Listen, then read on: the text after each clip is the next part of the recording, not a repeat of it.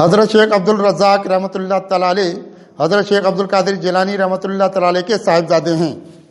آپ کی ولادت 18 ذی القعدہ 502 ہجری کو رات کے وقت ہوئی۔ 7 شوال 603 ہجری کو ہفتے کے دن بغداد شریف میں آپ خالق حقیقی سے جا ملے۔ آپ کی ظاہری و باطنی تربیت خود شیخ عبد القادر جیلانی نے فرمائی۔ سلوک کی تمام منازل انہی کے زیر تربیت طے پائیں۔ حدیث کا علم بھی انہی کے زیر نگرانی حاصل کیا۔ آپ دین کے تاج تھے، اس لیے آپ کو تاج الدین بھی کہا جاتا ہے۔ آپ بے شمار ولایات کے تصرف رکھتے تھے، آپ جو چاہتے تھے وہ ہو جاتا تھا۔ آپ ایک قافلے کے ساتھ صحرائی سفر میں تھے، موسم کافی حد تک خوشگوار تھا، ہلکی ہلکی بارش نے طبیعتیں خوشحالی کی طرف بحال کر رکھی تھیں کہ اچانک ایک طوفان آ گیا۔ اس طوفان سے قافلے والوں کے خیمے اکھڑ گئے اور یہ محسوس ہو رہا تھا کہ طوفان قافلے والوں کو ہلاکت میں ڈال دے گا۔ چند لوگ آپ کی بارگاہ میں آئے کہ آپ ان کے حق میں دعا کریں اور طوفان سے نجات مل جائے۔ آپ کے ہاتھ دعا کے لیے بلند ہوئے اور طوفان ختم ہو گیا۔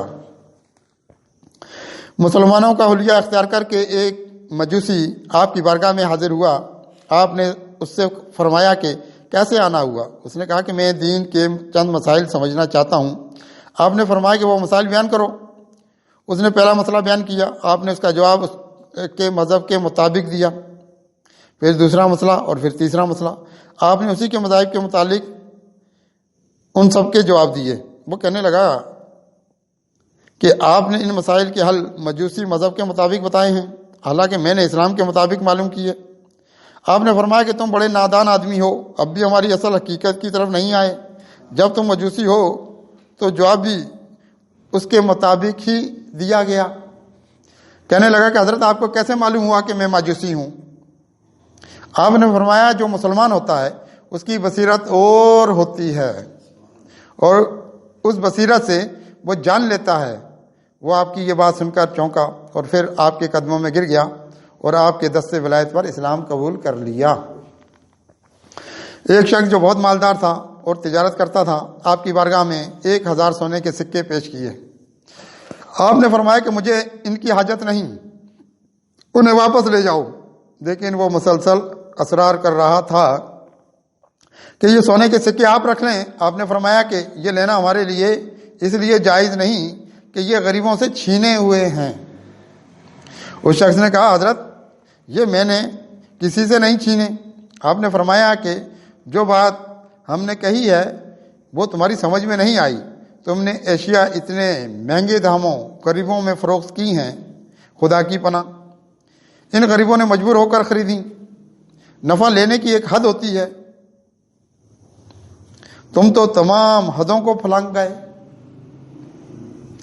پھر آپ نے سونے کے سکوں کی طرف دیکھا تو ان میں سے آہوں کی آوازیں آنے لگیں۔ ایک طالب علم آپ کی بارگاہ میں حاضر ہوا، کہنے لگا کہ میں حدیث کا طالب علم ہوں مگر حدیث یاد نہیں ہوئی، اگر کچھ ہو بھی جائیں تو چند دنوں میں بھول جاتا ہوں۔ آپ نے اس پر دم کیا اور اس کے حق میں دعائیں کی تو اس کا حافظہ تیز ہو گیا، پھر وہ جو بھی حدیث پڑھتا وہ اس کو یاد رہتی۔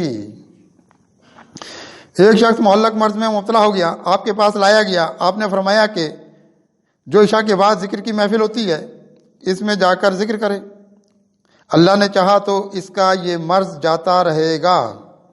وہ ذکر کے حلقوں میں بیٹھنے لگا تو اس کا وہ مرض جاتا رہا، چند ہی دنوں میں وہ تندرست و توانا ہو گیا۔